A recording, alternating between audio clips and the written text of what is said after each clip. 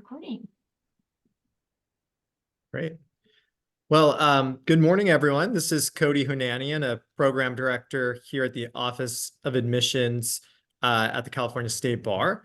We are here today to host our stakeholder forum related to the retainment of a new vendor to develop bar exam questions. I see folks are trickling in as we speak, so let's give it just 1 minute and then we will kick things off. So let's give it just a second. And in the meantime, Teresa, do you want to bring our slide deck up? Yes. Great.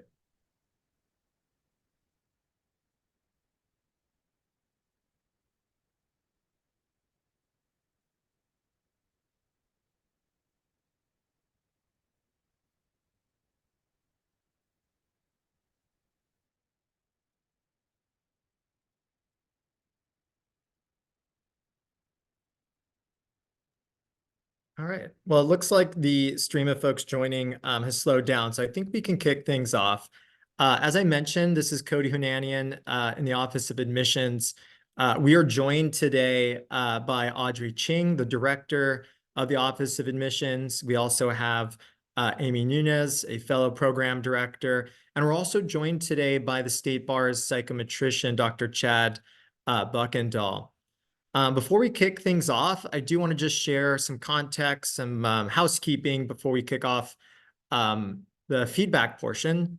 First, the purpose of this forum is to gather public input and feedback on a proposal that the State Bar has presented to retain a new vendor to develop the bar exam questions. And Teresa, if we can go to the next slide here. Perfect, thank you. So this proposal includes, again, hiring a new vendor to develop bar exam questions, specifically replacing the multi-state bar examination, the MBE, multiple choice component of the exam, which is currently provided by the National Conference of Bar Examiners. Before we begin the discussion, I do want to go over those housekeeping items. First, we encourage those who are on today's call and meeting to share your thoughts and feedback about the proposal that we will share more information about. Because we have limited time today, we do hope to focus our comments on that proposal so we can gather as much information as possible about that specific plan.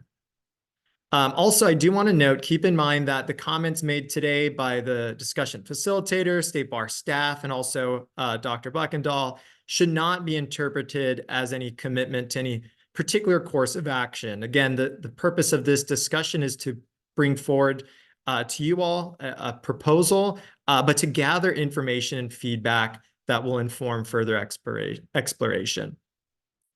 We do have a 2-hour window from 10 a.m. to 12 p.m. today for this forum. Just to give you all a quick summary of the kind of order of operations here. First, our team will present some background information about the proposal so that everyone on today's call kind of has a foundation for which to have this discussion. Second, we will share thoughts about feedback that we've already received through some of the stakeholder outreach that we've performed.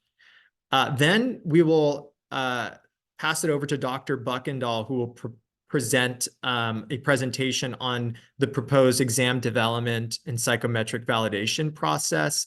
Again, all of this is intended to provide a foundational background so that we can have the most productive feedback from you all as possible. Once we've gotten that out of the way, we're going to open the floor for feedback and public comment. We will initially provide 3 minutes per speaker to allow everyone on the call an opportunity to share their thoughts. If there's more time within that 2-hour window, we will then open the floor again for those who want to share additional thoughts. We will first go to those who have signed up for public comment through our online form, and then those who are listening and are on Zoom who would like to join the conversation, you can raise your hand and we'll allow you to share your thoughts. So let's go to the next slide and provide that initial background for this conversation. So the admissions fund that supports the Office of Admissions is projected to be insolvent by 2026. And one of the big budgetary considerations is the large cost of exam-related expenses. We have determined at the State Bar that if we do not adopt changes to the bar exam administration, we may be required to take additional cost-saving measures and revenue measures that can include increasing fees for admissions fees, reducing the number of exam locations and proctors, and pursuing other exam-related cost-saving measures that ultimately could impact both applicants and test takers. So the State Bar needs to adopt an alternative, cost-effective bar administration approach, frankly, as soon as possible. However, it cannot do so unless it first retains a new vendor to develop the multiple choice questions for the exam. And that is because the State Bar currently works with the National Conference of Bar Examiners to purchase the multi-state bar exam, or the MBE, which is the multiple choice component of the exam. And the National Conference of Bar Examiners limits the approaches that jurisdictions can employ for administering those questions. So the proposal at hand is that the State Bar proposes replacing those MBE questions with equivalent multiple choice questions developed by a new vendor with the capability to do so. And let's go to the next slide.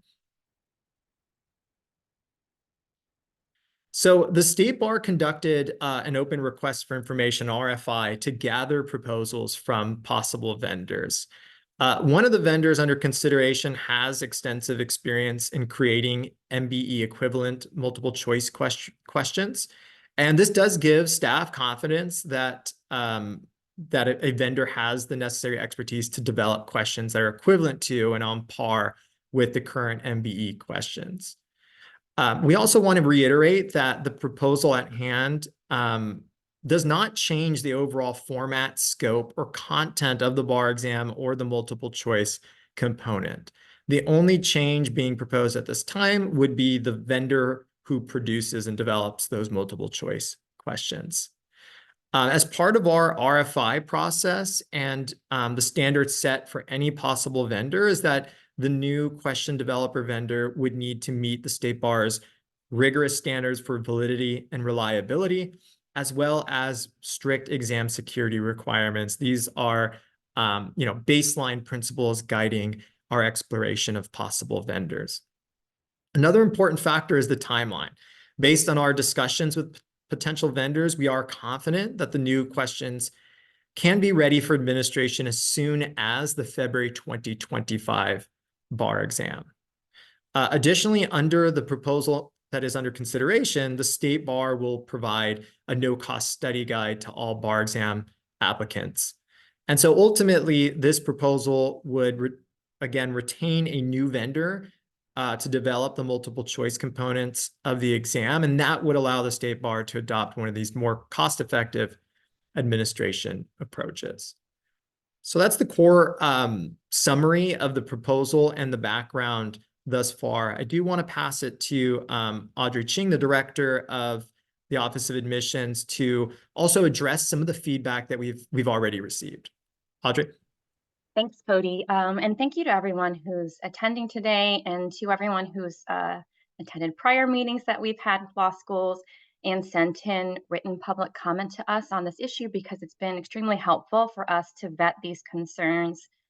So we can talk about them today, so we can talk about them at Friday's Committee of Bar Examiners meeting, and to make sure that we're hearing from everyone who will be impacted. So thank you. So in terms of concerns, I'm going to kind of go over some of the concerns we've heard and what we're doing to allay those concerns. So Cody mentioned this already, but timeline, it seems to some that the timeline might be too fast, that we're too aggressive. And I can understand that feeling, but we've been working very closely with our psychometrician and the possible new vendor that's under consideration, and mapped out a timeline that would produce a reliable and valid set of MBE-like questions by February 2025.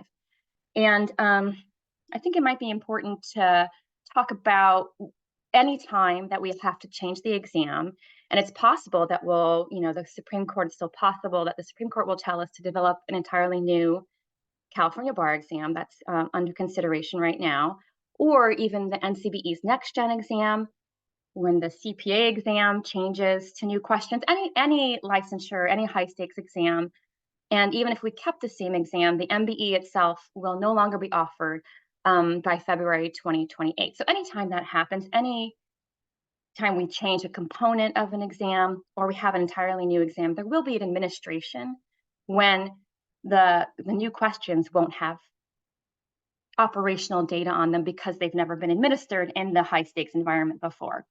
So while it might seem that this timeline is happening very quickly, regardless of if it was February 25, July 25, February 26, there would always be that administration where we would have to have operational data on new questions. That's just the way that testing works, from my understanding, and I believe our psychometrician will back me up here. There would just be that would happen at some point with our exam. And we're confident that this new vendor that we're working with, this new vendor that is under consideration, since they're a test prep developer, they will be able to develop the needed questions for our item bank under the time frame. Ourselves, the State Bar for decades has been writing and administering multiple choice questions with the first year exam. So we also have a lot of experience with content validation that we're going to fold into the process with the content validation team to look at the questions while they're in development between now and that exam. And then we're also going to, again, directly addressing your concerns, we already had an experiment in progress on different kinds of modalities and issues that can be looked at for development of a new bar exam. So we have an experiment that will be happening in October. We're trying to recruit around 2,000 law students to take sample potential bar exam questions of the future. Open book was one of the delivery methods that we're looking at testing, but we can also use that existing experiment in October to field test some of these newly developed questions to get some of that data during our experiment in October 24. So thank you for the concerns. And I think we were looking at a way to at least look at the newly developed questions with our experiment that was already in progress. Another concern that we've heard is about the existing way applicants prepare for the bar exam. So because there's no alteration of the exam itself proposed, all of the existing ways that applicants prepare can be the same way that applicants prepare. We're going to replicate the multi-state bar exam, the same 7 subject areas, the same content, format, and scope. So there should not be any modification in the way that applicants train and prepare. I think Cody just mentioned this, but we're also going to provide at no cost to the applicant a study guide. Similar, if you look at NCBE has study guides that you can pay for, we're going to provide free study guides for everyone who applies for the exam. We're also working to prepare a faculty guide in time for those fall classes. And on our website, we want to post more robust content maps, not just for the multiple choice, but also for our own written questions to help people prepare for bar exams in general. In terms of the drivers of this proposal, as Cody mentioned, a lot of it is our structural deficit issues with the admissions fund and the current roadmap we have to insolvency by 2026.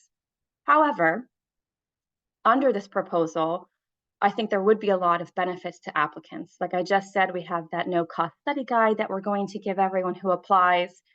We can also administer the exam either remotely, in test centers, or a hybrid where applicants will get to rank a preference if they want to test remotely or in a test center.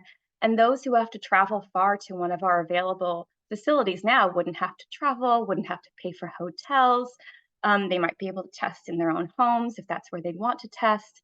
And when we survey applicants after the exam, so we've been doing post-exam surveys since the pandemic, since we had that October 2020 unprecedented exam. 75% of the applicants pretty much consistently say they would like to take the bar exam remotely at home or in a small test center setting. So there will be a lot of benefits to applicants if we're able to make this change as well. I believe those were the points I wanted to address, so I'm going to turn it over to Chad.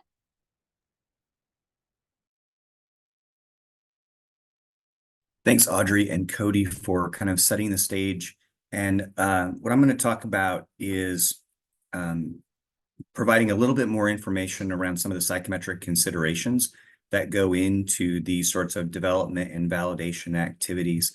So I think on the next slide, it provides an overview of what one more slide, please.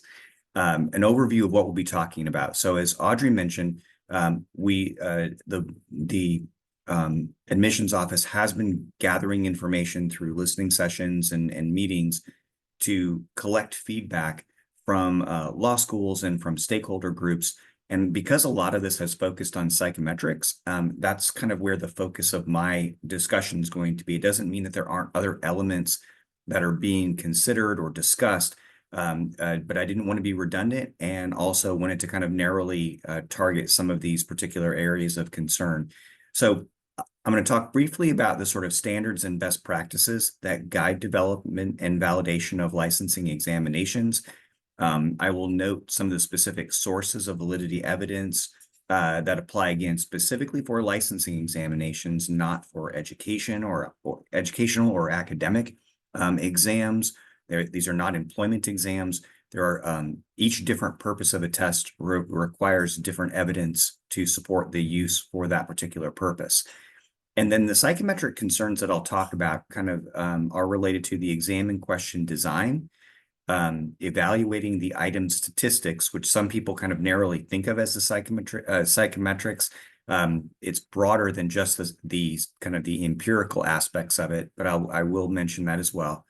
I'm going to talk about standard setting best practice, which I think is important given the way that the exam establishes a passing score and what that looks like when you're making a transition from one iteration of an examination program to the next, and then reinforcing a little bit around the sort of potential impact on preparation content and materials, as well as kind of that development timeline. So on the next slide, kind of jumping in specifically to, well, what are the guidelines within the testing community for what are the standards, right? What are our canon of ethics when we think about how we build out testing programs, and then the best practices that are then used to support or provide options for how those standards can be met. So the standards for educational and psychological testing are the kind of the primary guideline for this. And again, I say primary because there are sometimes legal cases associated with how these standards are interpreted and used. The organizations that support this, the American Educational Research Association, American Psychological Association, and National Council on Measurement Education, those first and third groups just finished their annual meeting, I think yesterday, in Philadelphia. So there were a whole collection of psychometricians, test developers, researchers talking about various applications of testing and thinking about current best practices as well as new things that may be emerging in the field. As we think about, well, what are those best practices? So the standards kind of say, here's what you should do and what's recommended given different types of testing contexts. The educational measurement volumes, which come out about every 20 years or so, those tend to be kind of like the primary resource for what is the current state of the field. And the most recent one was 2006. And two of the chapters in particular that are relevant for what California has been looking at in thinking about this activity, the licensing and certification chapter, Brian Klauser, Susan Case, Melissa Margolis, all associated at that particular time with the National Board of Medical Examiners. And I know Susan Case had worked with the NCBE as well historically. And then the standard setting chapter by Ron Hambleton and Mary Petoniak, again, provides sort of guidance on the range of methodologies that can be used, as well as how those methodologies are interpreted and kind of the strengths and weaknesses of each one. That particular volume, the 4th edition, has been under revision now for the last about 4 or 5 years. And the 5th edition of that is anticipated to come out later this year, possibly early 25. But the licensing and certification chapter, Melissa Margolis from the National Board of Medical Examiners is the lead author, along with Rebecca Lipner from the American Board of Internal Medicine, which is one of the board's specialty exam programs. And I was invited to be a co-author, given some of the diversity of experiences outside of the healthcare setting for that particular chapter.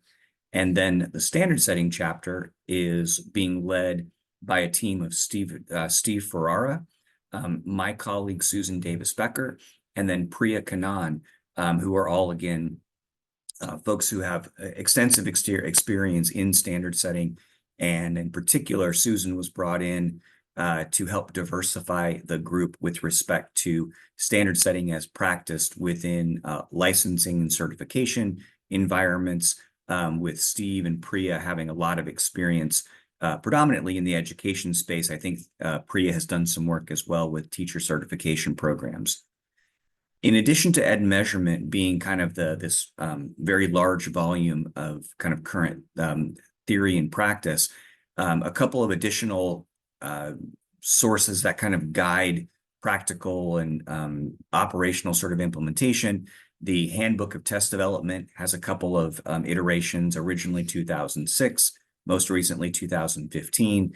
And then also the volume that was supported by the National Council on Measurement and Education, Testing in the Professions, which is focused specifically on licensing, certification, qualification, registration programs. And that was from 2017.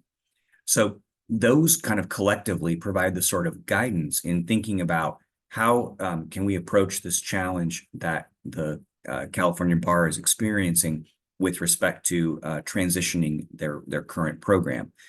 On the next slide, we think about then, well, what are those kind of prioritized sources of validity evidence we think about for licensing exams, again, with that primary purpose being protection of the public. And it is ultimately anchored in content. Within the Standards for Educational and Psychological Testing, one of the chapters specifically on occupational and credentialing examinations talks about how content is that primary source of evidence. And it's not just, we think about content maybe too narrowly, but it's inclusive of subject area. It's inclusive of the cognitive processes associated. It's also considering whether or not the content is targeting an appropriate level for entry-level practice. Again, we are not identifying specialists or trying to use the exam for hiring purposes. It is trying to establish a threshold of minimum competency for entry-level practice. And that connects to standard setting, how the passing score is set, how that connects to the policy definition. We also think about reliability, because we think about reliability as necessary but insufficient for supporting validity. So validity is the overarching goal, with reliability providing one source of evidence for validity of scores and how we use those scores. But reliability, as we think about measurement error, can come from different sources. For licensing examinations, that primary source is the reliability of the decision, meaning how confident are we with the pass-fail decision that we're making for applicants. But we also have other sources of measurement error we're concerned with. So we also worry about scorers, or sometimes they might be called graders or examiners. When you have human judgment involved in the scoring process, which the California Bar has for years with the essay questions, the PT questions, variability among those scorers is something you want to try to control through training and calibration and sorts of activities to ensure that judgments that are made are consistent across applicants' performance, and such that they are applying the scoring criteria consistently for everybody. It's also an element of fairness. And then finally, the scores themselves. And so we think about the reliability of a licensing exam that has all these different components, multiple choice, human scored performance assessments, whether through the PT or the essay questions, and then ultimately those decisions, as looking at reliability from different perspectives and looking for those to provide the bar with a great deal of confidence in making those decisions about a pass-fail decision for an applicant. Another critical element, though, of validity is fairness, and we think of substantive fairness. And I'll talk a little bit about how that is being addressed with respect to the exam and question design for what the proposal is talking about, as well as procedural. And so providing these sorts of opportunities for public input, for input by key stakeholder groups to ensure that they are informed about what is occurring before the before any sort of change is then implemented. On the next slide, then, jumping into one of those key pieces of substantive fairness in this situation. So the exam design, both the current design and the proposed design, are identical. There are 200 multiple choice questions. There are 25 scored questions for each of 7 subject areas, and 25 of those questions are intended as pre-test questions. So the amount of time to take these questions is going to be the same as the current, and the number of essay questions, the number of PT questions. Again, so from a exam design perspective, there is no change being proposed in this transition. The multiple choice question design, current and proposed, again, 4-option, single response, multiple choice, just like the MBE has been administering successfully for a number of years. The one proposed, as part of the proposed development, the goal is to align that with best practice. And so in prior discussions, we know that there have been some concerns raised about certain variations of the single response multiple choice question that are based on, I guess, I don't want to say older, but like previously used variations on that question type that literature and best practice suggest may actually confuse applicants unintentionally. Some of those are, we've talked about these, I know, in previous calls, but the Roman numeral, where combinations of different conditions may apply, and then any unnecessary negatively worded stems that are there only to try to confuse and not to focus on something that within the healthcare space, looking at something that might be a drug interaction, for example, or which of these is not an indicator of somebody having a heart attack. So being able to rule in or rule out relevant information is something that is job related. However, in terms of presenting the questions, they shouldn't be done in a way to artificially confuse or inflate the difficulty of the question simply because of how the question is phrased or worded, as opposed to the substance of what is actually being measured. So in terms of the exam and question design, that would be, I would say, like the one relatively minor variation that is being proposed. But again, if the goal is to try to avoid confusing the applicants and making the exam artificially more difficult, that doesn't seem like a bad thing, I guess, in terms of what the admissions office is proposing. In moving on to the next slide, then, when we think about evaluating the exam statistics, as was mentioned earlier, there is this opportunity to evaluate a sample of multiple choice questions during the bar's experimental study in October. That experimental study is looking at some different conditions and being able to potentially infuse some of those questions in there may permit them to gather some empirical evidence in advance. And I think it's really important to note, though, that for now decades, or at least in the time that I've been aware of the program, essay and PT questions are not pre-tested. So they go through that same content development process by qualified subject matter experts who are familiar with both the content and the target population of examinees or applicants for the program. And that they are introducing those questions operationally each time as brand new questions. The rationale for not pre-testing in a large sample is often because of item exposure and concerns about the memorability of these types of questions. I mean, I think, excuse me, as most people are aware on the call, those questions, the essays and the PT questions, are actually released after each examination, providing good study materials for future applicants. But because of the nature of those questions, there are no advanced examination statistics on those. On the next slide, then, talking about standard setting and how that passing score is set.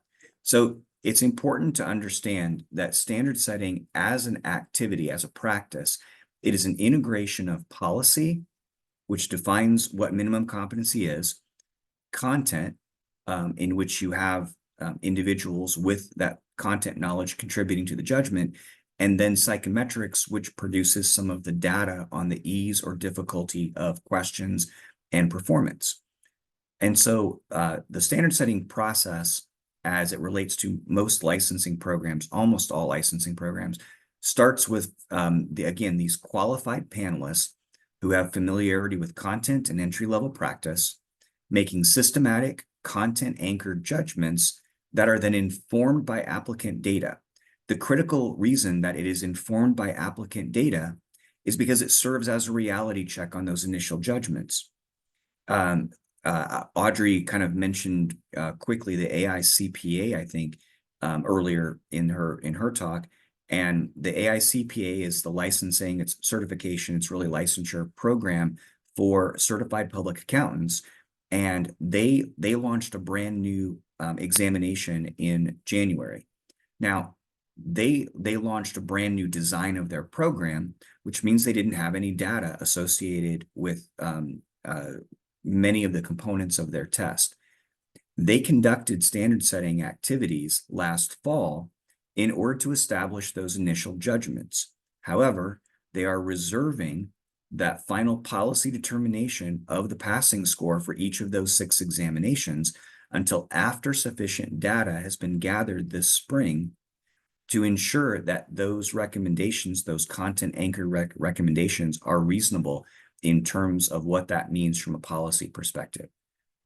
And in going through that process, they sought input from state boards of accountancy, of practicing CPAs, of meaning people who are recently licensed, people who are more experienced and supervised, recently licensed, as well as faculty who may be working with people going through accountancy programs.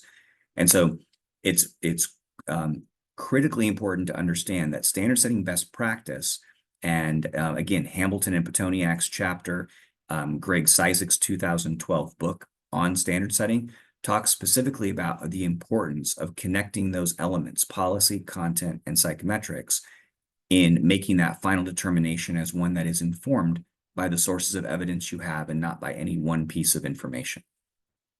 And then finally, within how standard setting is then kind of carried forward, so you're not having to impanel people every year, statistical equating maintains the interpretation of that passing score. So the equating and scaling controls for empirical differences in the raw score. So that raw score for the examination changes a little bit for each exam because the ease or difficulty of the questions are different, right? We know that the essay and the PT questions are always brand new. And even within multiple choice questions, there are often new questions being introduced to those. Sometimes they've been pre-tested using embedded strategies. Other times, as I think was mentioned earlier too, the first-year law student exam was able to start to introduce new questions to that. Similarly, because of that length of experience that the program has, with building multiple choice questions and knowing kind of what it takes to build good ones that meet those statistical parameters, in addition to the content anchored components that are part of this.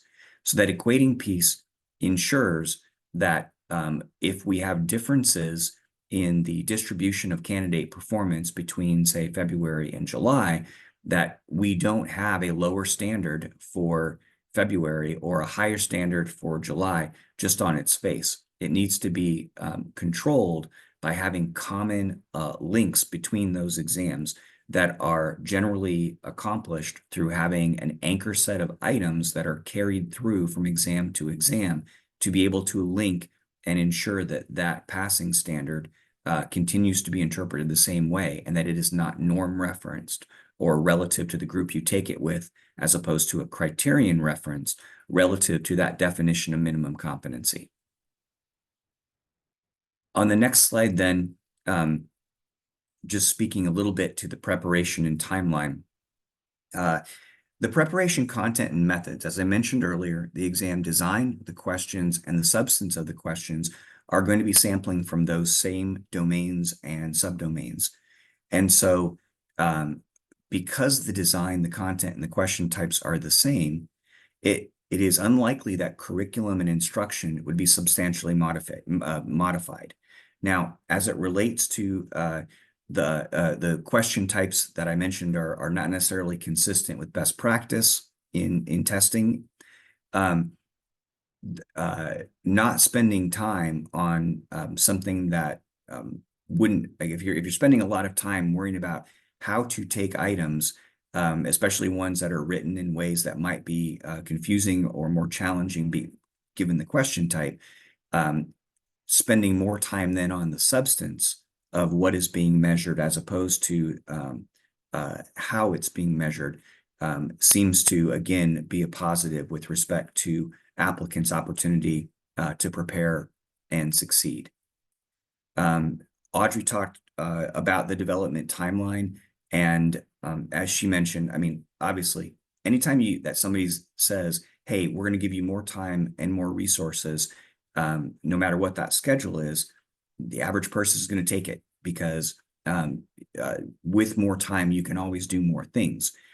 I think, as was reinforced with the years of experience that admissions has, or that the bar has, with that first year law student exam that has had a multiple choice component for a long period of time, that has met both content and the statistical or psychometric characteristics to support the equating activities that have occurred.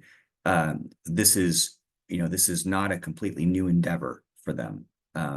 The timeline is one that, under different circumstances, yes, it might be nicer to have a longer period of time, but psychometric reasons are never the only reason why decisions sometimes have to be made.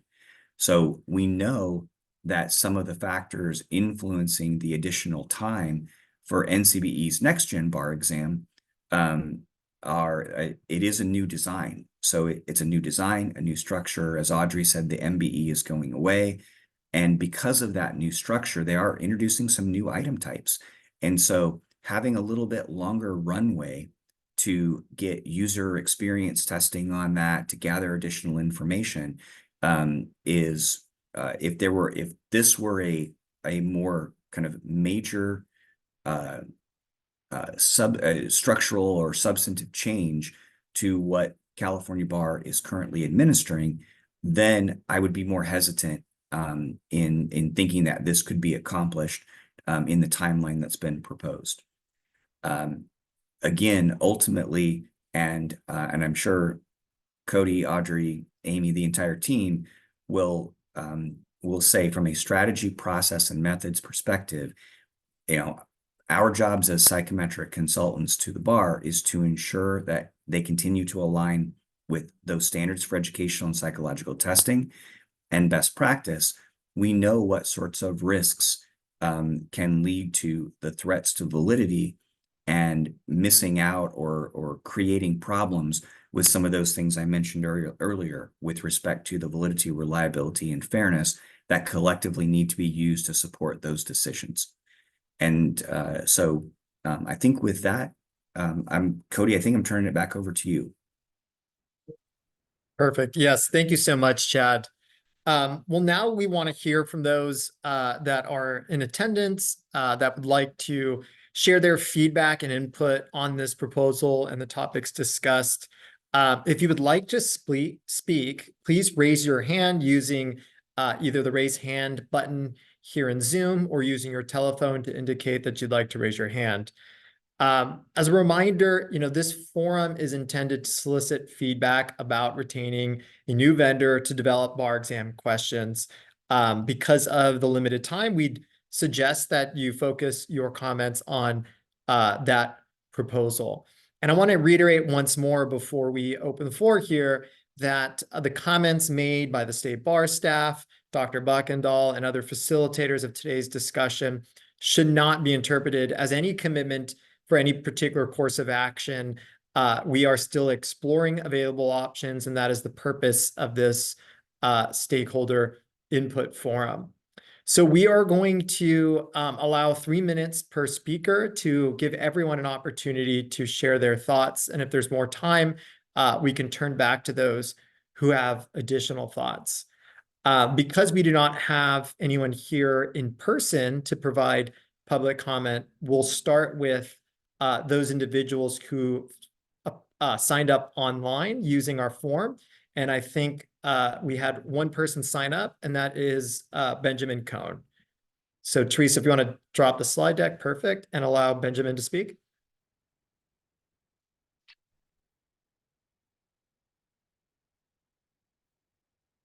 Hello, thank you for doing another one of these forums about this topic and for your pleasantly surprising openness to replace the NCBE with a vendor that allows a lot of the format changes that need to happen for operational integrity.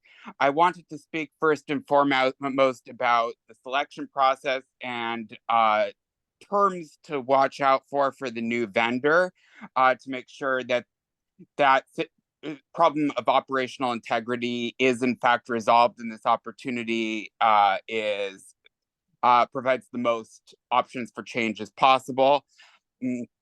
One of the key things that I think the NCBE's retirement would open up is more flexible dates, or at least flexible alternate dates for applicants who have really good cause for either not being able to take the currently hard set dates of the bar exam as an initial matter, or who maybe have some incident happen during their exam that causes, through no fault of their own, them to not have a meaningful or fair attempt at the exam. And without the restriction to those dates, I think having some on demand, ideally, like the Prometric offers for a lot of other standardized tests where you set up appointments, or failing that, at least the alternate dates for makeup exams, like most schools and high stakes tests have, would be one thing to make sure the vendor can do. Prometric for applicants, as to the extent they're being considered for the test centers, has some policies for applicants with testing accommodations that might make it a little bit difficult to have very specific hard set exam dates, such as if you need special equipment, you have to book your test appointment at least 45 days in advance. So if that's different than what non-disabled applicants need to have for lead time, or wouldn't work with your flexibility, that could create some disparate treatment if you are not able to negotiate different terms with them for those circumstances. Similarly, it's important to make sure that your deadlines and stuff provide enough lead time for people to know their accommodations, because you have to have your accommodations before you make the appointment at Prometric. So for all those reasons, I'd urge you to make sure the accommodation procedures are working well with their contract. Thank you. Thank you for that comment. And we're going to go to now those who have raised their hand online. And again, we'll have additional time for those who want to make additional comments. I believe we had Ray Hayden who had their hand raised first. Ray, if you want to speak. Thanks. I had to find the unmute button. I'm using my laptop. Can you hear me okay on that? Can you hear me all right? Yep, sounds great. Okay, good. All right. I'm going to jump right into it. I would recommend utilizing an in-house process of creating the MCQ specific to California. Small groups of qualified and competent attorneys who are California bar members in good standing with adequate experience in the subject areas meant to be included in the bar exam should be brought together to create, maintain, and evolve the questions. These attorneys need not be and should not be actual subject matter experts, but qualified and competent, the very thing the exam is supposed to be evaluating. CalBar, the entity which accepts newly licensed lawyers into the field and is also responsible for the termination of licenses, is the absolute subject matter expert. CalBar, MCQ questions should be acquired, managed, and evolved as needed to ensure honestly objective and fair MCQs as created and utilized. CalBar mandates what we study and how we study it. The only way to adequately ensure honestly objective and fairly created questions are utilized is for CalBar to do so in-house. Done right, CalBar can have a functional exam within 3 months' time. I can do it in 2 for free, because that's what I do. Ask me for details on how to do it. It's simple, effective, and efficient. Less than a 90% pass rate on the first attempt is a complete and total failure of the exam, not the exam taker. The medical community has 3 multiple choice questions: step 1, step 2 CK, and step 3, which is 2 days long, and it has a better than 90% pass rate. If done right, if the questions are done well, it will meet the 3-prong mandate that I require of multiple choice questions, is that they will assure a greater protection for the general public, well, not guarantee, but assure better competent newly licensed lawyers, and rock solid guarantee a more diverse and balanced California bar membership.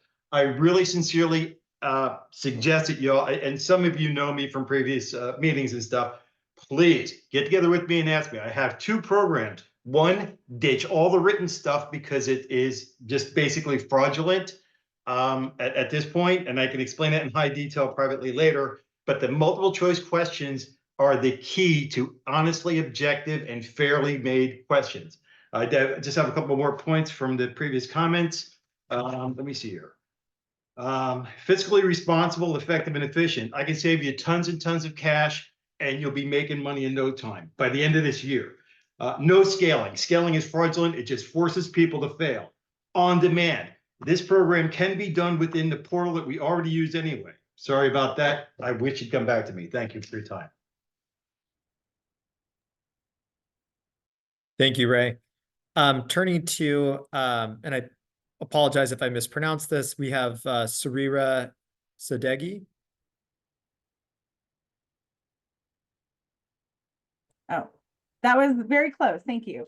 I actually have a series of questions rather than comments, and I'm hoping, if not in today's meeting, at least sometime very soon, we can get the answers to these questions. Which vendor specifically are you looking at? You said that they had experience with, bar MBE type questions. So if this is a vendor that is also a current bar prep vendor, are you concerned about any issues of conflict? You mentioned that the test can be done remotely in a test center or hybrid. So just to clarify, does that mean just the MBE day or also the writing day? So what are we looking at from a 2-day testing perspective? Are we looking at the standard going to one of the convention centers to do the writing day on the first day and then going to one of these small group centers on the next day? Are we looking at doing the writing at home in the remote setting and doing the multiple choice in one of those other small testing centers? So how is this going to impact testing on the writing day, and what does the exam as a whole look like now? Exam delivery, and I think the first speaker was mentioning some of this, but if there is going to be a remote option, in the COVID years, there were some challenges with the AI monitoring and some of those things. Have those been addressed and resolved? Will essay and PT development, writing, testing, and grading stay the same? Obviously, this whole thing is obviously concerned with the MBE, but for those of us who work with students and preparing for the exam, we still need to have an understanding of the exam as a whole. And one of these decisions is going to be made, because while the instruction for the new questions may not be vastly different, skills development is, and taking both writing and multiple choice exams online versus on paper does engage a different skill set and a different preparation. So if you guys are going to, or if the decision is going to be made after the October exam, that gives us only a couple of months to prepare students for entirely new modalities from a skill development perspective, which is vastly different. And so it's important that we have an opportunity to prep our students appropriately. So I appreciate the transparency and the candid, conversations that you guys had today, but I really look forward to hearing a lot more about the exam as a whole, both days, what this looks like in detail, with specific detail about what these expectations are. Thank you so much. Cody, is it okay to pause and answer some of these? Sure. Okay, and I should have been writing them down. I was like making mental notes. So if someone wrote some of these down, or I did, yeah. Okay, great. So number one, the vendor. So I can't disclose, none of us can disclose today the vendor name, and I'm really sorry, because I would have wanted to by this point be able to. But I can let you know that the vendor that we are in negotiations with is a bar test prep vendor. And to your point, the negotiation includes the consideration of the conflict issue. So that was number one. Number two is like the potential design, how the design of the exam will go for the applicants. And we haven't finalized a vendor for the proctoring yet either, but this is what we're looking at.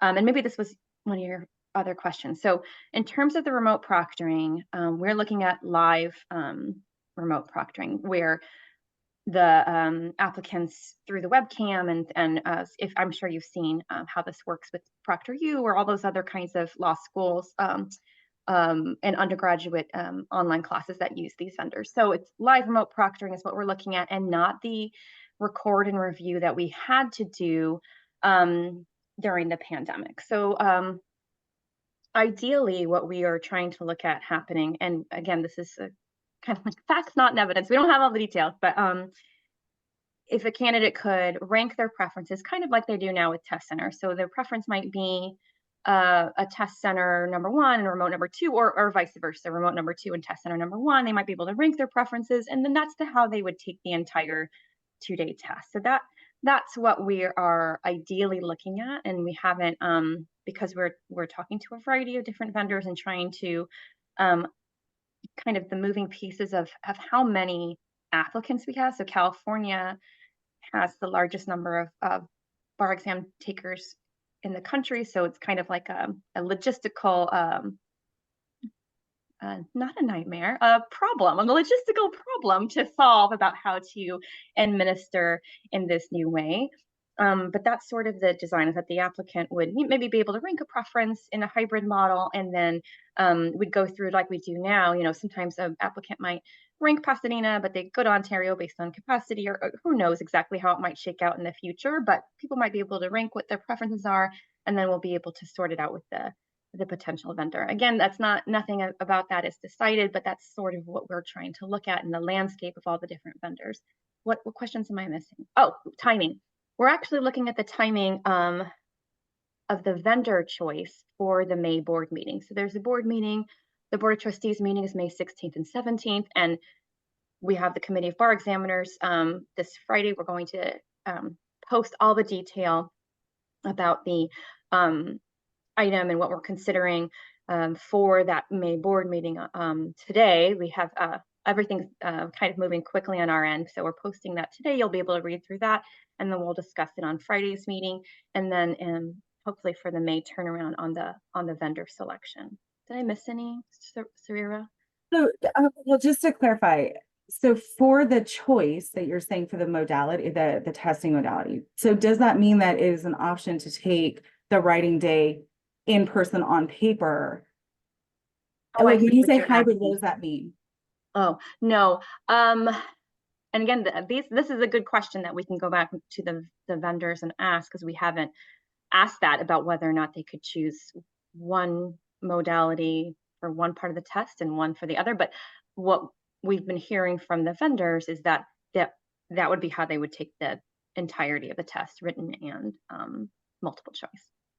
Okay, so they can have a choice between doing the whole thing written or the whole thing online.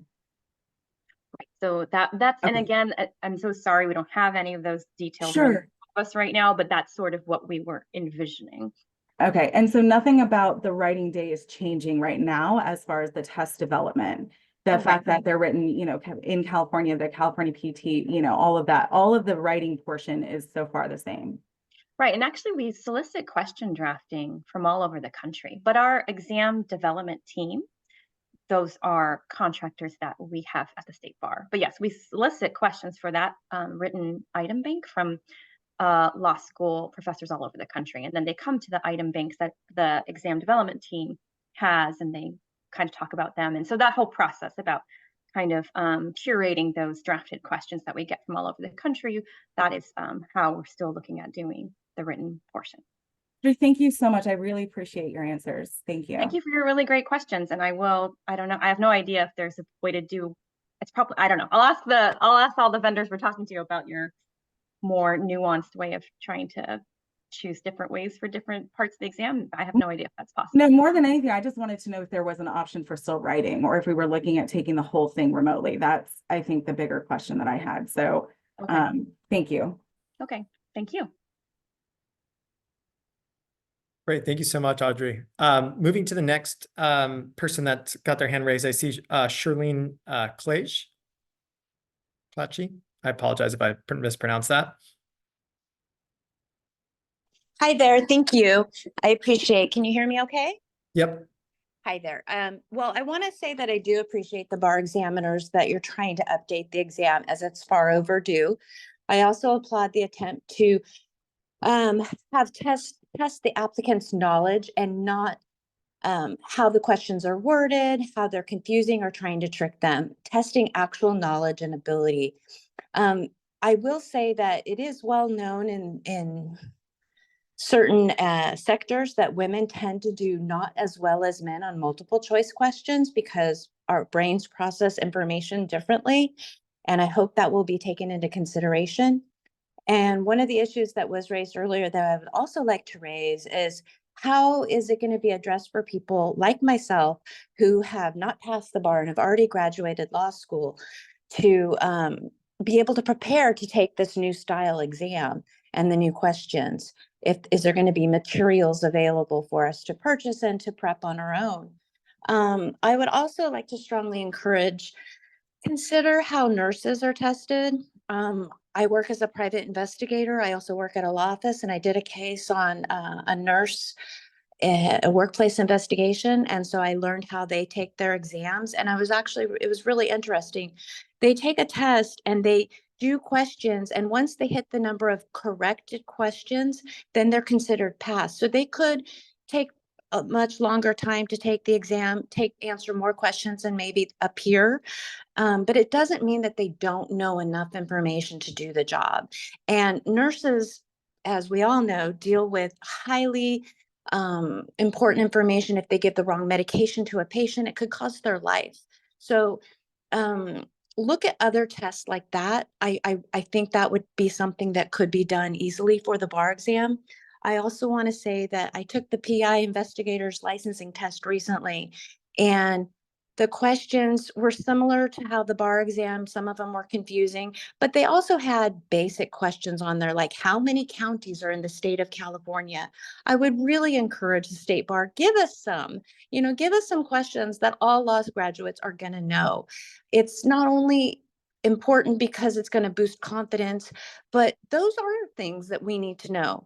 I've been working in a law office for 4 weeks now in a family law, a different area for me. I'm used to working in mass torts and class actions. I've learned more in the 4 weeks working in this law office than I did the entire school experience. So there's definitely going to need to be changes in how school is taught. I love the Socratic method. I loved it. I love the discussions, but my school, we didn't do a single multiple choice question the entire 4 years I was there. And I just really thank you for looking at this. And I do appreciate where you're going. And I would like if you can make sure that people that have taken the bar exam and haven't passed, send this information to them so they can participate in these conversations. I only found out about this by accident from a friend who sent it to me this morning. And I am on the list, many list of receiving notices for meetings. So if there's a different way to get this information out, and also on the bar website, it's not on your main page that this is even going on right now. In the spirit of transparency and inclusiveness, it would be great to have that on the main page so I don't have to search through layers and layers and layers to find the Zoom link. On the main page would be great the day of the meeting instead of in advance. So thank you again, and I hope that these will be addressed. Thanks. Thank you for so much for those comments, Charlene. I think we can address the question related to the exam preparation materials. Audrey, I don't know if you want to say more about what we're proposing as far as a study guide and additional materials for those preparing for what could be these new questions. Yeah, I do. I think, again, in an attempt to be very transparent and applicant friendly, what we want to do is when folks register for the bar exam, we want to give them a study guide. I think that would be really helpful for a number of reasons. Some sample questions, and we're also working to update all the information we have about our own written questions to have more detail about the essay questions, the performance test questions, and the content maps. And we're hoping to have those posted really soon ahead of the July exam in case that's helpful. So yes, we are, and we would be regardless of the vendor change, trying to be more transparent and get a lot of information out to applicants at no cost to them as they prepare. I did, just speaking of the essays and performance tests, I did have an email from one of the law schools. I think there was a typo on one of Chad's slides that said there were 6 essays and 2 performance tests. There are not. There are 5 essays and 1 performance test. And so that's just, we've been making a lot of presentations and slides and a lot of numbers, and I think that was just a typo. No, do not panic. We are having the exact same number of essays and the 1 performance test. So please, apologies if you saw that and had a heart murmur. We are keeping the written portion exactly the same. Okay, moving to, I see a hand raised by Claire.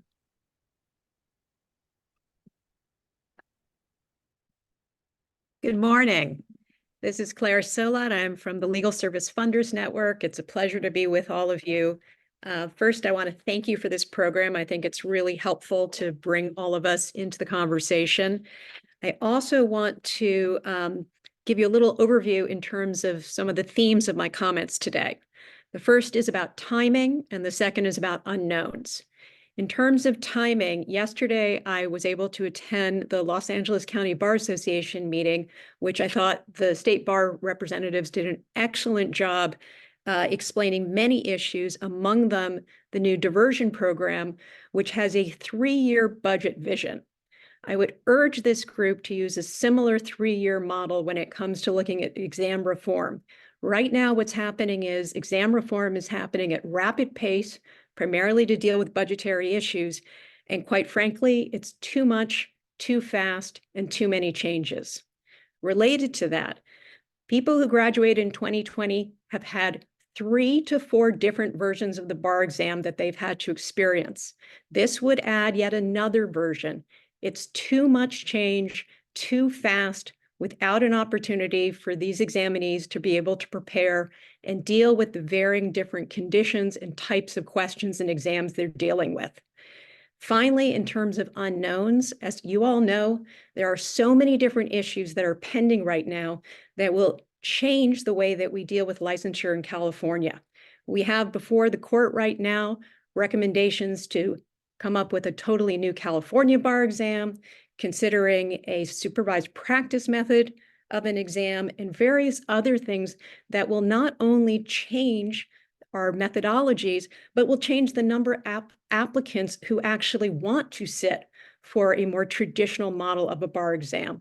So to design these models with the assumption that the same 12,000 registrants will still exist in future years is something that shouldn't be done until we have more information.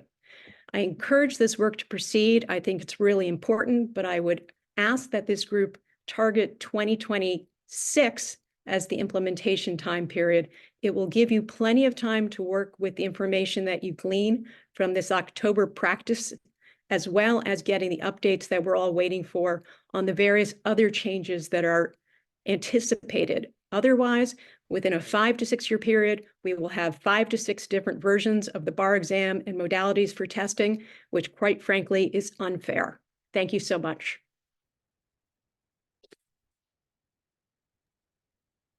Thank you, Claire. Moving to the next hand, we have Jay Song.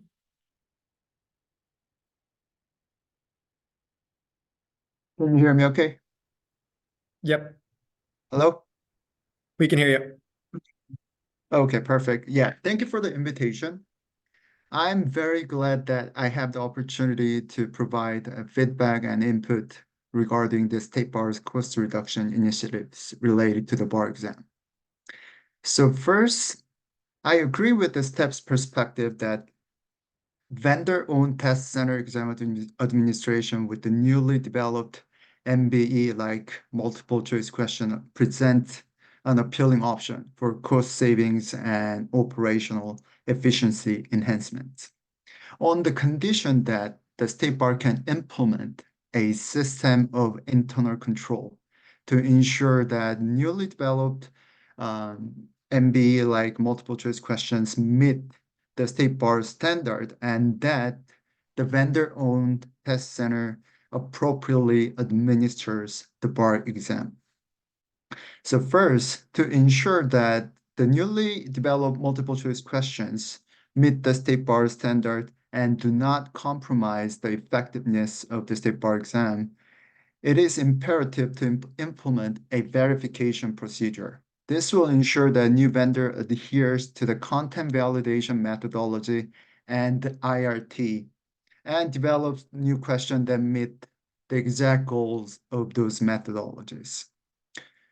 To achieve this, State Bar should closely work with the new vendor during the development stage to ensure that the new vendor follows the instructions and that the newly developed question maintain the same level of difficulty and rigor and comprehensiveness as previous MBA question. And the State Bar should not give complete discretion to the new vendor regarding how it applies those methodologies.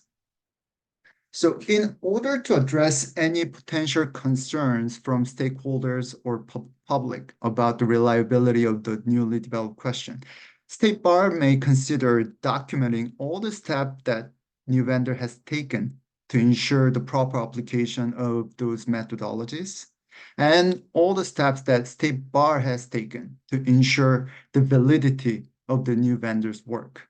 By doing so, the State Bar can ensure that the newly developed question meet the State Bar standard and maintain the same level of rigor and comprehensiveness as previous MBA questions. The second, to ensure that the changed exam, including newly developed questions, is appropriately administered at the vendor test center, the State Bar may consider the following, among others. The first, getting periodic audit of randomly selected testing centers from an outside audit firm that provides the affordable audit services. Second, oh, could you give me maybe 30 more seconds? Sure. Sure. Yes, the second, regularly reviewing video footage of the exam administrations. And third, examining what algorithm or mechanism a test center vendor will be using to choose which question from the question bank will pop up on each applicant's computer screen. And fourth, determining whether those algorithms are fair enough. And fifth, looking for any risk of hacking or system error. And lastly, adopting a disaster recovery process in case something goes wrong at a best vendor test center. This approach will help the State Bar to uphold the integrity of the exam and ensure that the exam results are reliable. And this will also help to maintain the trust of the stakeholders in the State Bar's examination process. Thank you. Thank you. Before we move to the next comment, I wanted to take a moment first to reiterate one part of the proposal, and then also, Chad, I'd love to have you discuss a little more about the panel convening and how that kind of pre-evaluation adds value to the process. But I do want to just reiterate the only change that's being proposed in this by the State Bar is to change the vendor that develops the questions, the content, the format, the scope of the exam, the multiple choice component of the exam remains exactly the same. And so that is a really important piece here because I know there are concerns being shared here regarding impact on preparation or perhaps impact on its ability to measure competency. And we've limited the scope of this proposal purposefully so that the only change really being considered is the vendor itself. Audrey, I don't know if you want to add anything to that before I pass it to Chad to talk about the development. Okay, perfect. And Chad, I think the last public commenter kind of touched on work that can be done prior to administration to ensure that the exam developers' questions that they develop meet certain expectations. And I know per consultation with you, we've developed this plan that requires a panel to assess this content. So maybe you can share a little bit more about that process and why it adds value to what we're proposing. Yeah, thanks, Cody, and thanks for the comments by the individuals, because the bar is providing or will provide guidance. So whoever the vendor selected, they're not going to have kind of free reign to just develop what they think. The bar will provide some style guides and guides around what they're looking for in terms of models and examples.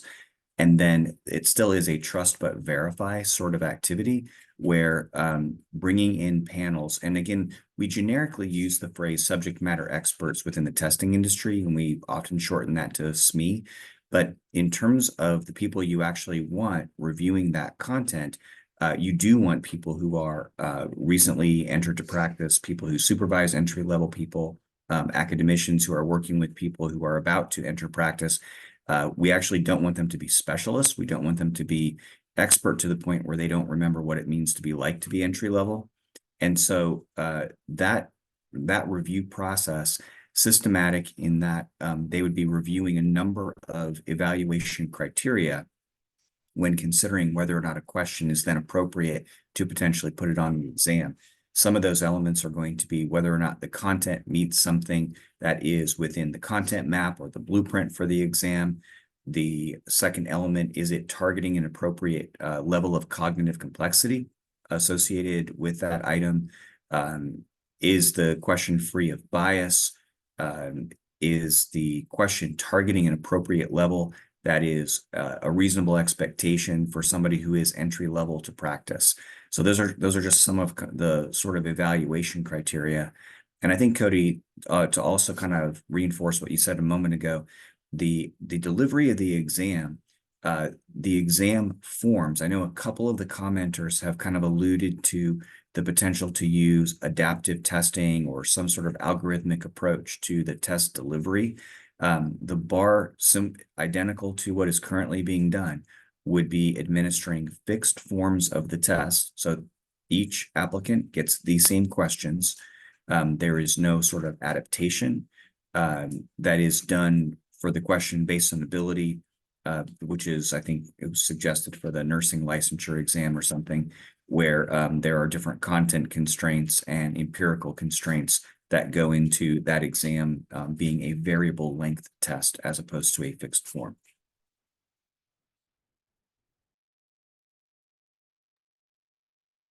The next hand I saw raised is Dean George Leal. Yeah, thank you. Good morning, everybody. I again appreciate the opportunity and thank you for this forum, given the importance of what the State Bar is about to engage in. Dr. Buckendahl just answered some of the questions that I had with regard to the subject matter experts. And let me make a suggestion and a comment. Honestly, this is a great opportunity for the State Bar to do better than the NCBE. And I say that I've worked with now law students for over 5 years working with AdaptiBar. And those of you who are familiar with that platform know that those were actual NCBE, MBE questions that tested people nationwide. And there are about 800 of them in the AdaptiBar bank. They're valuable and they're helpful. But if you look at them, and I've read them, probably all of them at this point, many of them are not that specific enough, I think, in the form and content of the subject or issues being tested. So I think, and I'm confident that the vendor that will be selected will perhaps do a better job. But my point is that I would like to see the bar, again, trust but verify is a great philosophy, and not just rely upon the subject matter experts and the quality assurance that the vendor might offer, but have an internal body, commission, committee within the State Bar. You've got a deep bench in former EDGE team members and graders.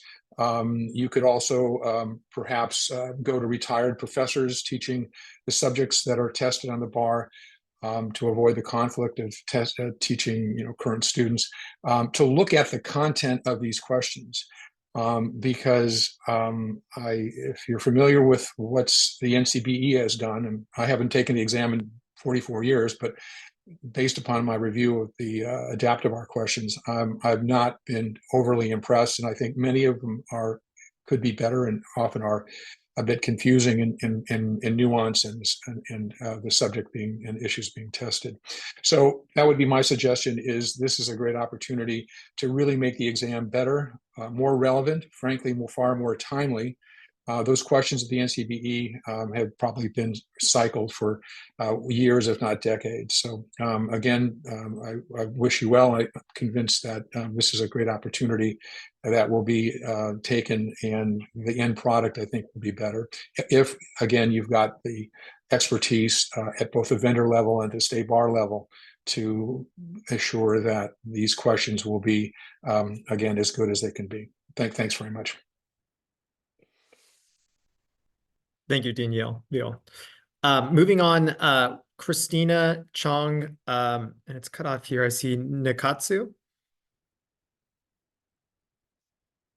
Oh, Can you hear I'm me? sorry, your name was cut off. Yes, hi, Christina.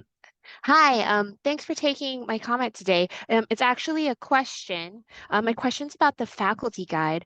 I was just wondering if you were able at this time to provide more information about what will be in this guide and when it'll be released. I teach the bar prep classes, so timing it and figuring out if there's anything new I need to include in my curriculum or even the sample questions would be super helpful. And also, how do we get this guide? Is it on us as faculty to keep checking the website, or will it be emailed to us? Then it'll give me an idea of when I should be looking out for this, as well as, I guess, the timing and how students will receive the student guide. Because I think these will be really great resources, and thank you for making them. And it'll make a lot of the anxiety related to any change in the exam I think reduced for schools and students. So that's my question. Thank you. I will answer you with what I am asking for, which is that we get sample questions from the vendor that we have under consideration for faculty guide for us to review and use those sample questions by July. So we could send it out to the law schools, hopefully in that time frame. We have a list that we maintain here at the State Bar of all the, that Teresa actually maintains, who's been running the webinar, thank you, of all the law school deans and other academic faculty that have asked to be on that list. And that was the vehicle by which I think we were planning on distributing the faculty guide. If you have another list that we need to fold in, that's totally great to let us know if you have another way that we can get information out to faculty who might want that information. So again, this is what I'm asking for and trying to develop. As you probably know, on our website, we always release the questions from prior exams, the written questions. So that's all there that we could, I mean, we could repost them in the faculty guide as well, or some of the questions that we've posted for selected answers too. So we could work on something, you know, on our end, a bit more robust to hand out to faculty, but definitely looking to have some of those sample questions from the new vendor as part of what we give to faculty, hopefully well in advance of their fall classes. And then again, what we were thinking is that when applicants register for the exam, that is when they would get the free study guide materials from us.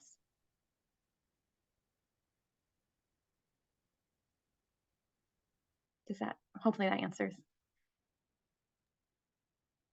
Yeah. Can you hear me? Yeah, it does. I wasn't sure if I was allowed to talk again. So thank you so much. Yeah. Thank you. That was super helpful. And thanks for all you're doing. I really appreciate it. Thank you for listening.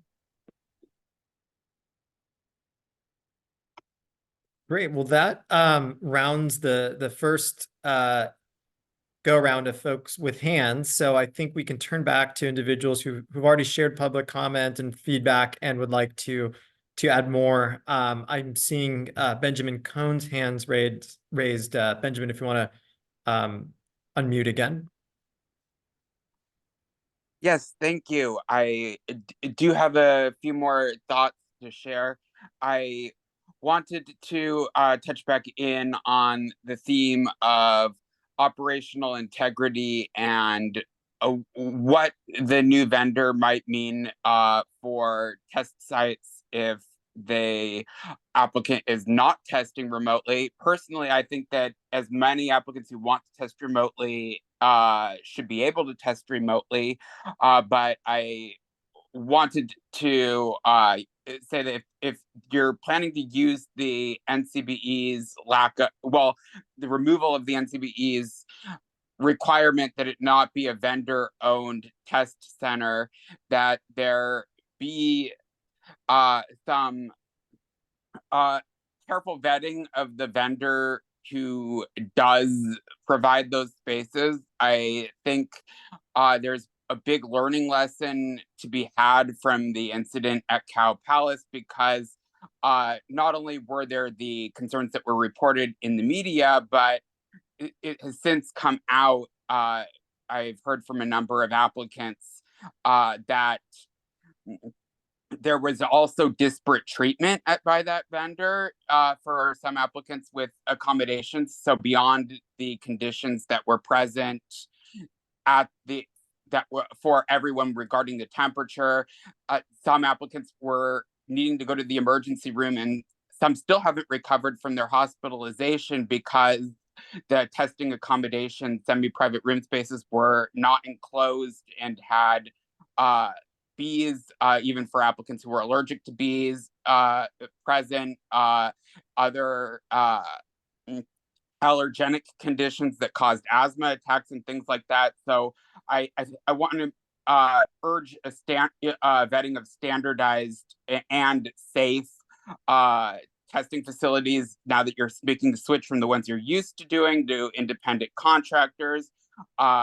Similarly, for proctoring, a lot of the staffing agencies you've been using have not provided people who are trained consistently enough to handle the strict security rules you want at the moment, especially when there are deviations from that, and to implement that in a way that's fair to applicants that doesn't cause operational errors there.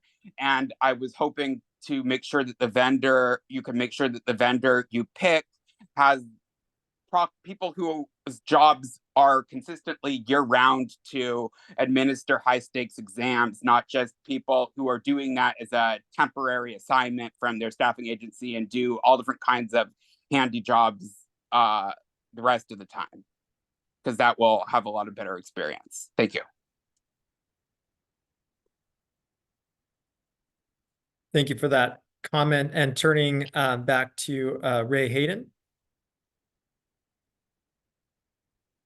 All right, I had my mute thing in a better position. All right, so let's see here. Mr. Cohen had mentioned that the on-demand, and I had mentioned that using a portal system. I hope I mentioned it. I meant to.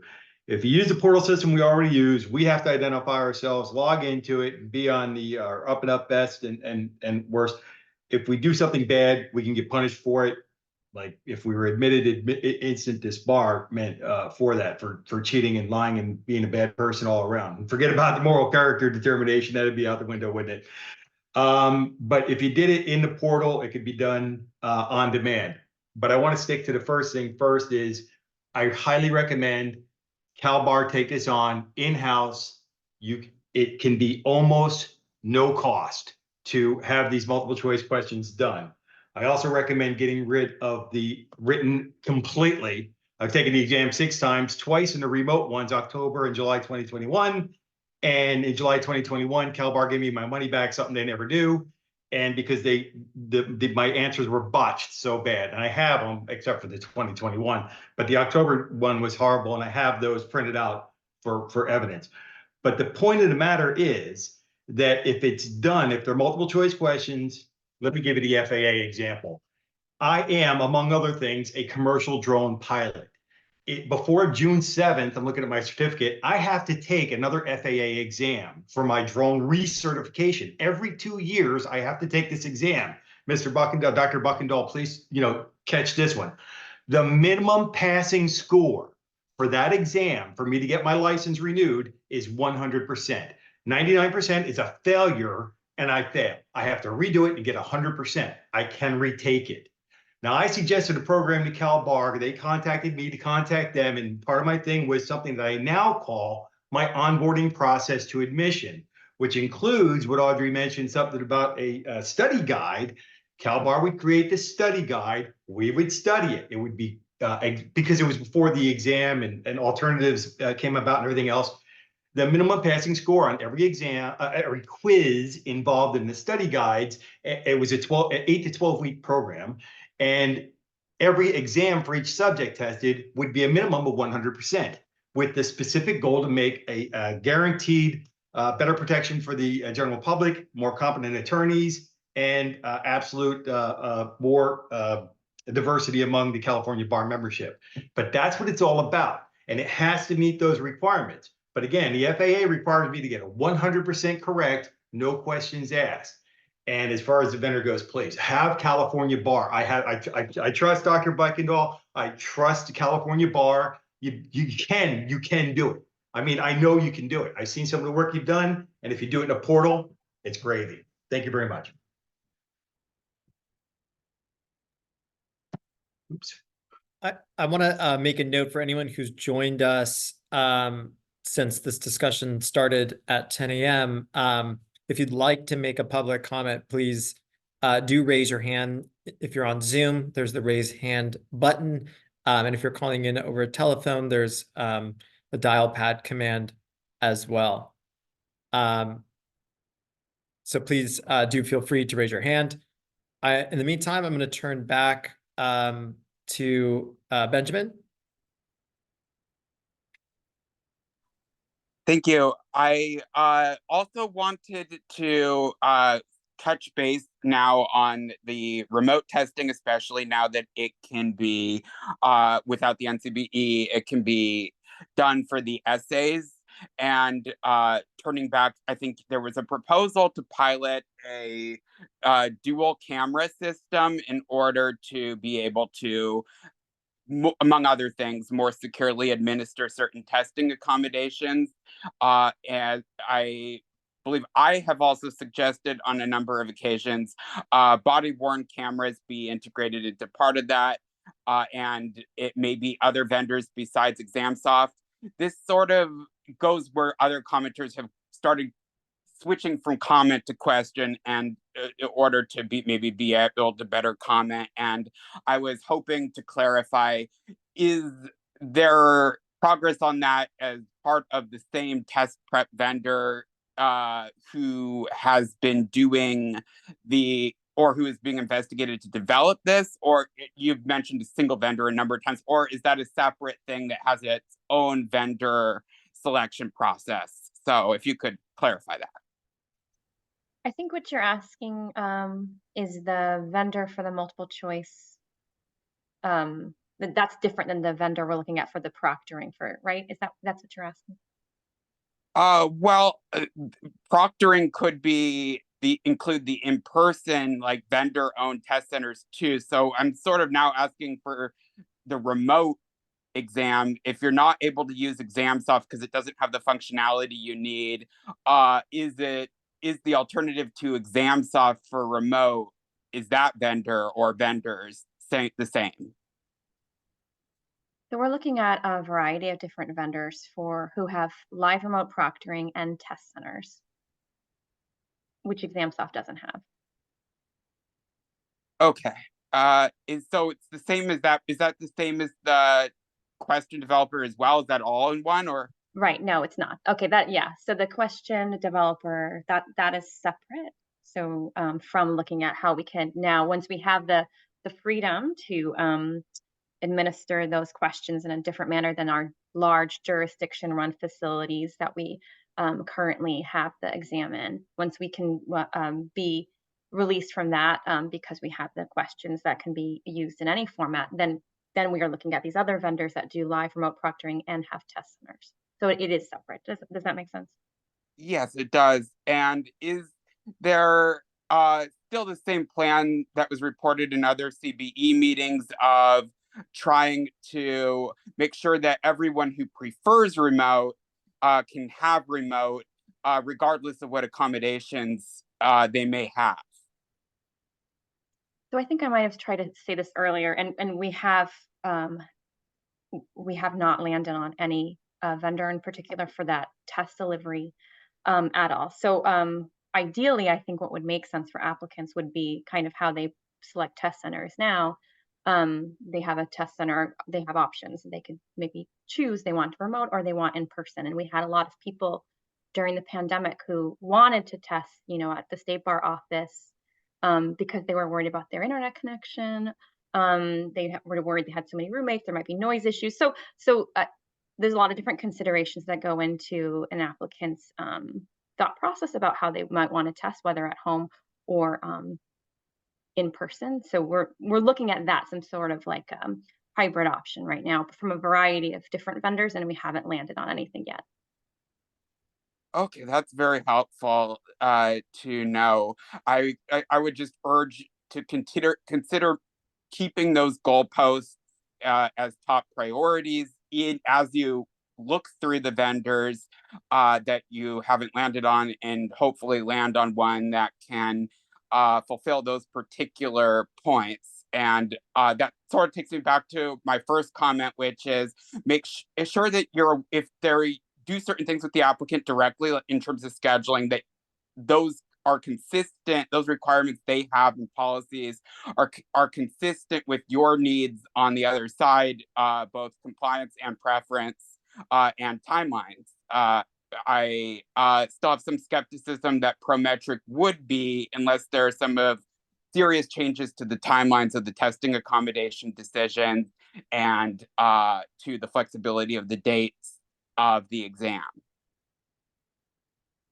Yeah, thank you. I appreciate that. That's all I have for now.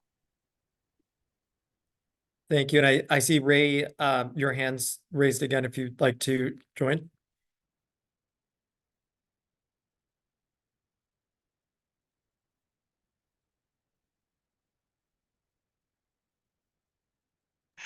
It took a second for the unmute to pop up for me. Sorry. I have slow internet and I'm in Florida. I prefer the remote exams. They were actually awesome, even the ones that went horribly, horribly wrong. This one here, I want to make a note for Claire from the Legal Services Funders Network. I believe is the name of her organization. I agree with CalBAR moving fast and furious to get this done, because in the terms of what I've communicated to y'all before, and in terms of what you need to get done quickly, it needs to happen fast.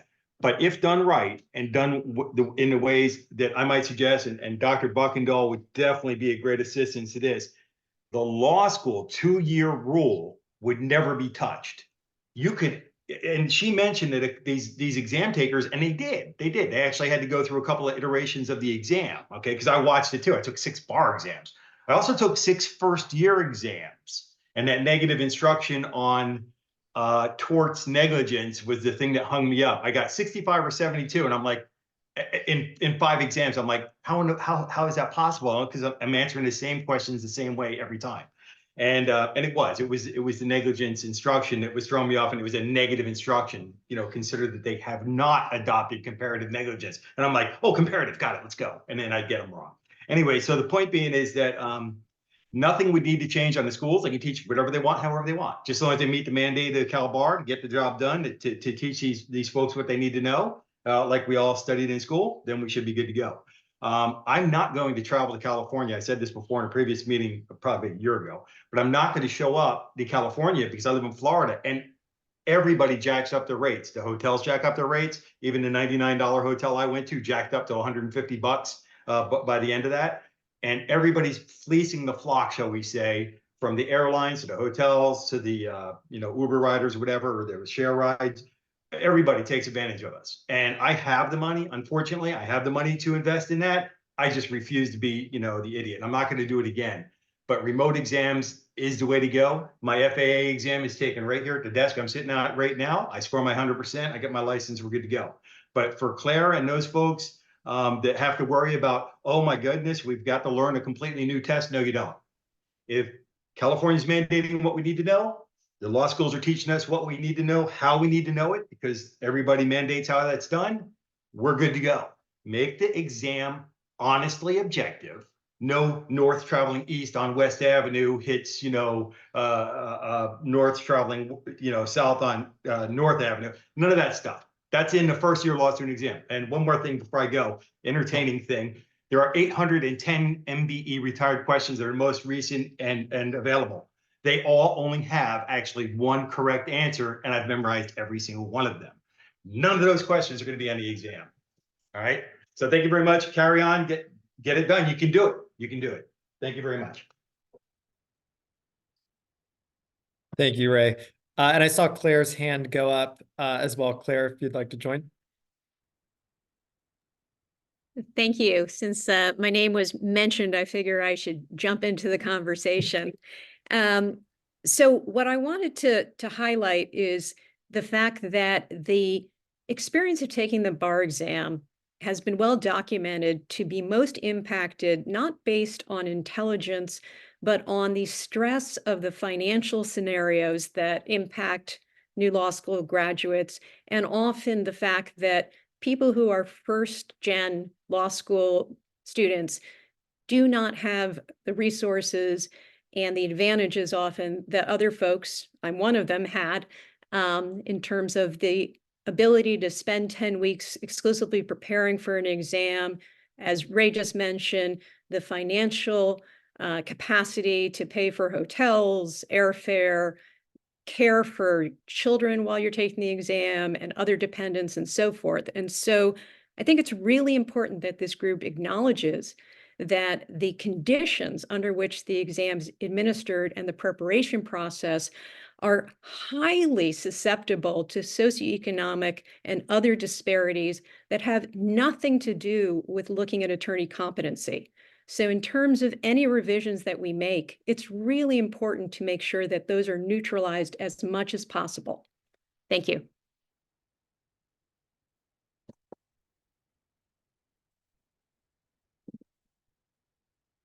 Thank you, Claire. Well, we have set today's discussion for 10 a.m. to 12 noon Pacific. For those who have maybe joined in the middle of this stakeholder forum, please feel free to raise your hand if you'd like to provide comment or feedback. We will remain here for the next, looks like 16, 17 minutes or so.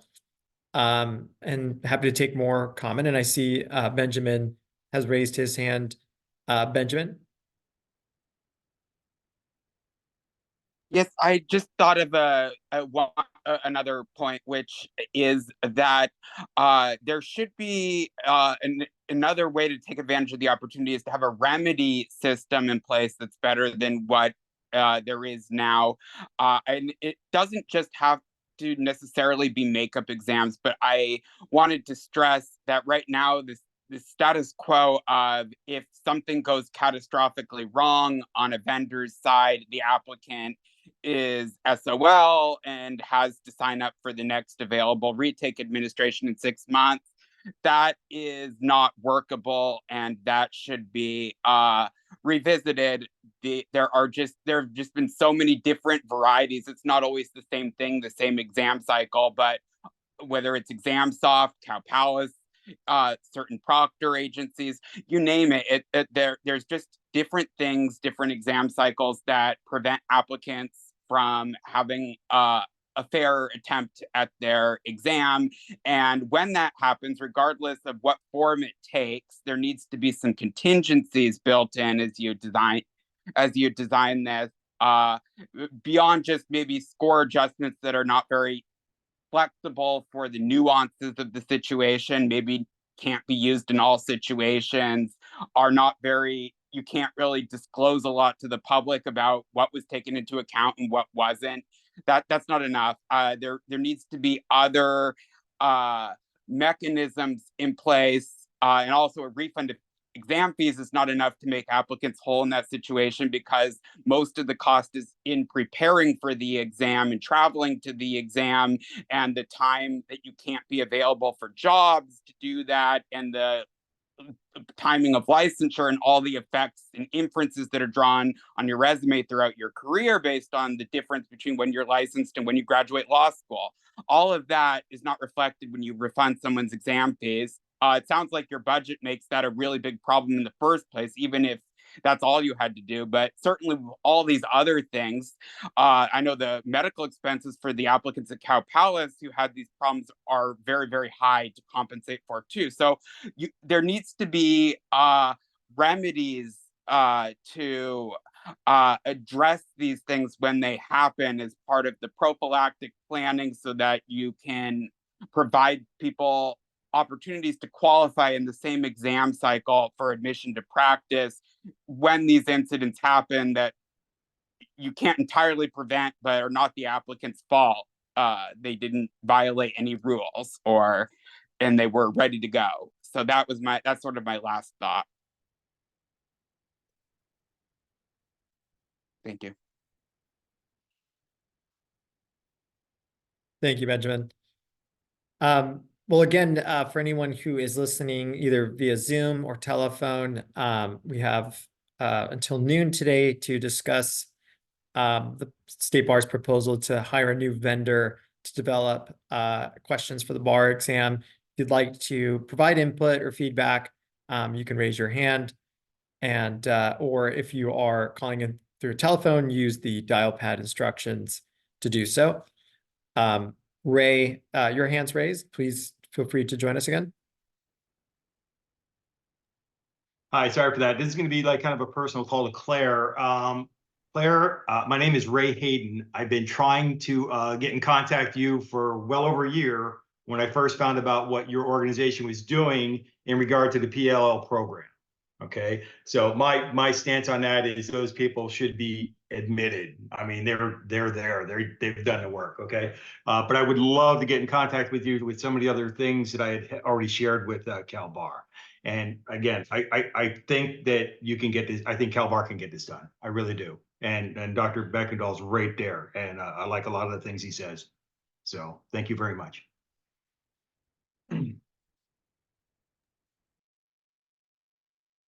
I don't know if we announced this already, Cody, but since we have a moment, the item discussing this at Friday's Committee of Bar Examiners meeting is special set for 10 a.m.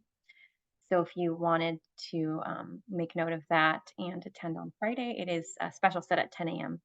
We do public comment at the beginning of the Committee of Bar Examiners meeting, which will start at 9, and then this item will be at 10. So if there's a stay tuned element from following this meeting, we could see you at Friday's meeting as well.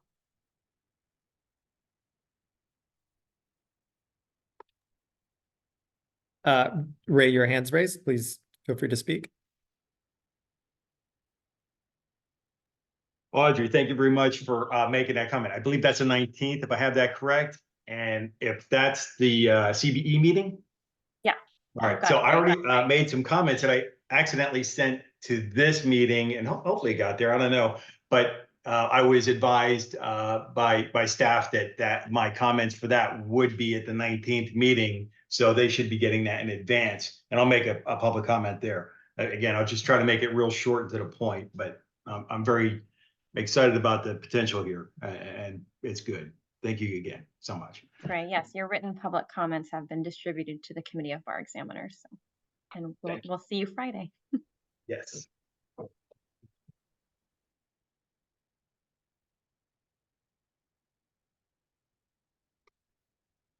Well, I think we will remain here until noon. We've got about 10 more minutes.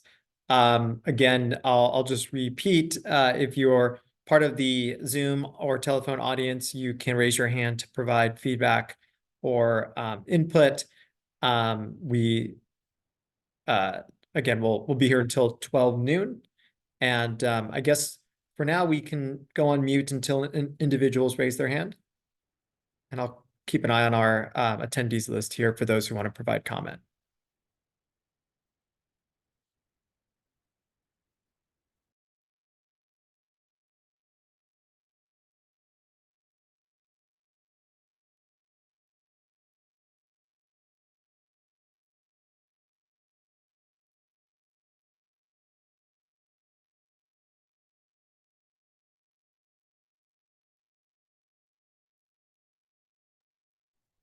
I see a hand raised by Alex Chan. Alex?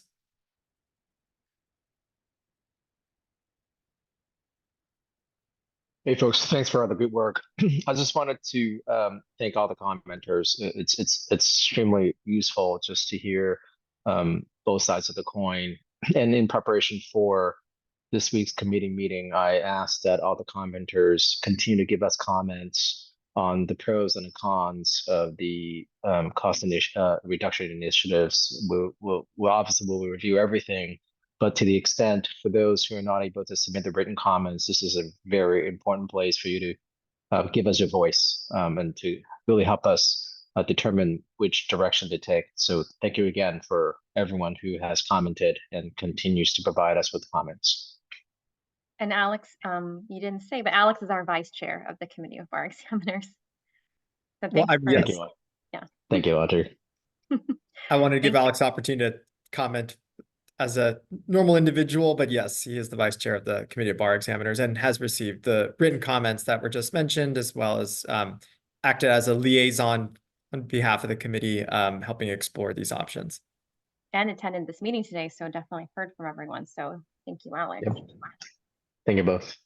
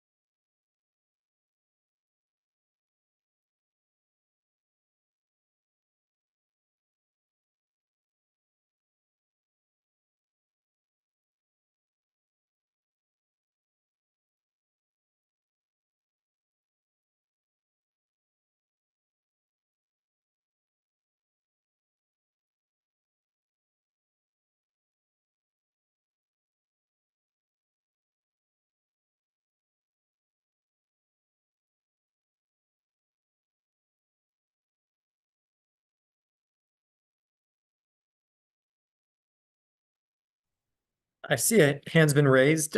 Ray, would you like to speak?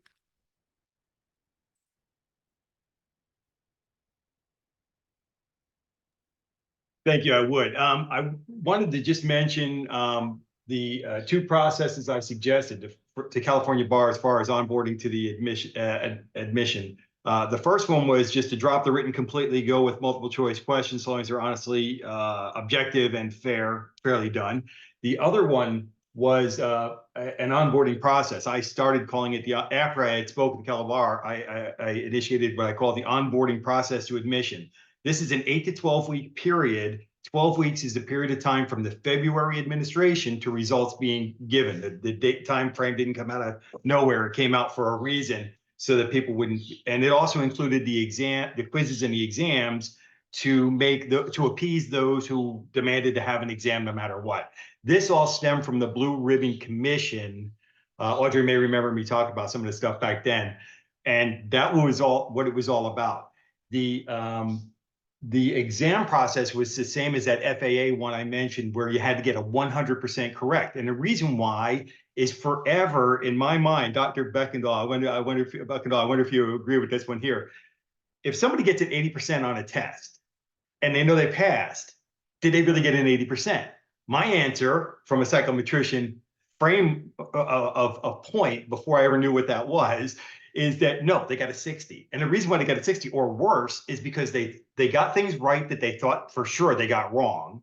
And they got things wrong that they thought they had gotten right. So unless they went by step every single question to identify what those things were, and the FAA does this, by the way, then you don't know. You don't know, and you really didn't do nearly as well as you'd hope. So that's why it was an 8 to 12 week period. And I'm preparing an email for Claire from LSFN. And I just wanted to mention this, is that's what that's all about. So that is a little bit more overhead, okay? But if a multiple choice question exam can be done where it's adequately accurate, honestly objective, and perfectly fair to the exam takers, the bar, the general public, and everything else, and it meets those three important imperatives as far as general protection for the general public, competency of the newly licensed lawyers, and also the diversity issues that come up, then it's a win-win-win-win-win situation. Because some of the things that can be done is, as you know, once you're admitted to the bar, there's a plethora of educational material that's going to be advertised to you as a newly licensed lawyer. I can attest to this because I get a plethora of information for newly licensed dentists. For some reason, somewhere, somehow, people think I'm a dentist. I am not. I've never been a dentist. I do have dentures.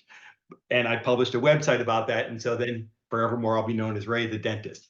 Anyway, so the point being is that this can be done well. And the 8 to 12 week period is 8 weeks to 12 weeks to allow everybody to do it. One last thing on this whole point. My process is both of them, whether you're sitting for a bar exam or taking an onboarding process of 8 to 12 weeks, which I think everybody really want to take and not cheat on, because you're going to get free information that you need to know cold coming out of the gate. But the whole process is allows people to be onboarded, licensed, and ready to go with that. There was one more point that I had to make on that, and I can't recall it at this minute, but it's kind of important. All right, well. Ray, you might have to save it for public comment Friday, because I think we're at noon. You are. Congratulations. Good job. Thank you very much. And we'll Not talk in to you. Florida. I know you're much later in the afternoon, but. Yeah, it's 3 o'clock. It's great. It's quitting time. Thank you. Thank you, and thank you to everyone who attended today. Again, if you want to continue listening in on this, we have it special set for 10 a.m. on Friday's Committee of Bar Examiners meeting, and then that meeting starts at 9 with your public comment if you have more. So thank you very much. All of your comments were really greatly appreciated by us. Agreed. Thank you very much. Have a great day.